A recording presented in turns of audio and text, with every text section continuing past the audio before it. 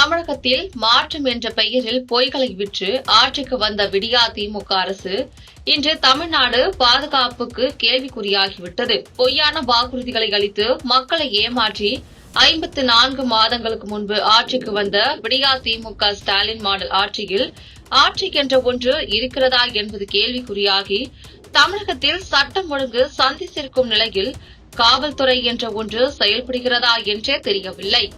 தீய சக்தி திமுகவின் காட்டாட்சி தர்பார் இன்று வரை தமிழக மக்கள் அனைவரையும் வாட்டி வதைத்து வருகிறது.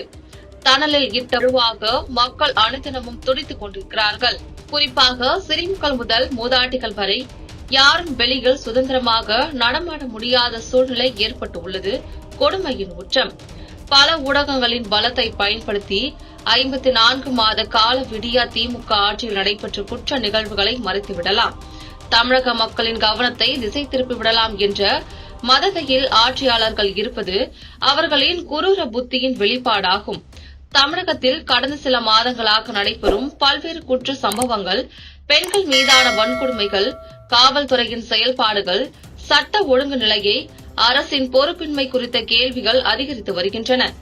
சென்னை, கோவை, கிருஷ்ணகிரி, கடலூர் உள்ளிட்ட பல இடங்களில் நடந்த சம்பவங்கள் மக்கள் மத்தியில் போலீஸ் செயல்பாட்டின் நம்பிக்கையை பாதிக்கும் நிலையை உருவாக்கியுள்ளது.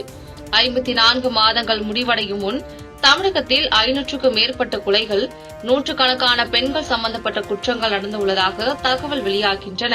இதனால் தமிழகத்தின் பாதுகாப்பு எங்கே, அரசு என்ன செய்கிறது என்ற கேள்வி சமூகத்தில் உயர்ந்து வருகிறது. அனைத்திந்திய அண்ணா திராவிட முன்னேற்ற கழக ஆட்சி காலகட்டங்களில் சட்ட ஒழுங்கை பாதுகாப்பதற்கு அரும்பாடுபட்ட தமிழக காவல்துறை தற்போது நிர்வாக திறனற்ற முதலமைச்சரின் செயல்பாடற்ற நிலையினால் சீர்கெட்டு இருப்பது வேதனையான ஒன்று. இந்த ஆட்சியில் நிர்வாக திறனற்ற காவல்துறையின் அனைத்து அவயங்களும் செயலிழந்து விட்டதைக் கண்டு மக்கள் கொதித்து போயிருக்கிறார்கள். எனவே உடனடியாக சட்ட ஒழுங்கை மீட்டெடுக்க காவல்துறையை பலப்படுத்தவும் திமுக அரசு நடவடிக்கை எடுக்க வேண்டும் என வலியுறுத்துகிறேன். அரசியல் சாசன சட்டத்தை புதைத்துவிட்டு செயல்படும் ஃபெமிலியர் மாடல் விடியா திமுக அரசுக்கு கடும் கண்டனம் தெரிவித்துள்ளார் எடப்பாடி பழனிசாமி.